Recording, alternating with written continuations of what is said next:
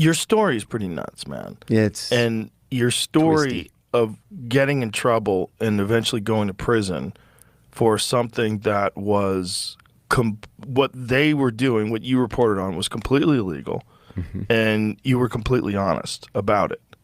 And it was essentially about the U.S. torture program. Right. Tell us how this all started. Like, how long had you been involved in the CIA? Oh, by then I had been in the CIA. Well, by the time I got to Pakistan as the head of counterterrorism operations after 9/11, I'd been in the CIA almost 13 years. And I was responsible for all counterterrorism operations in the country. Al-Qaeda was running out of Afghanistan into Pakistan because we were bombing the daylights out of them. And so my job was to find them and grab them and then just hold them or send them to trial was the original idea. And we were planning at the time for our first big name capture, right? Bin Laden, Ayman al-Zawahiri. We had killed Mohammed Atef. He was the head of what they called military affairs for Al-Qaeda. We killed him at Tora Bora.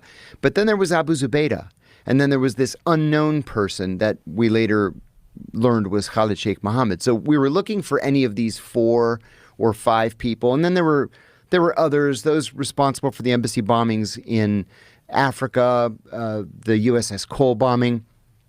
So it just so happened that in February of 2002, we got a lead on Abu Zubaydah. And we captured him. It took us 6 weeks to track him down. And we were close a couple of times. Close where we would bust down the door and there's like an uneaten, like half-eaten sandwich on the counter, a cigarette still burning. Sometimes we were a day or 2 behind him, but he knew we were looking and he knew we were close. So we finally got him. And then the question is, what do you want to do with him? And they told me, hang on to him. We're going to send out a plane and we'll take it from there. So they did.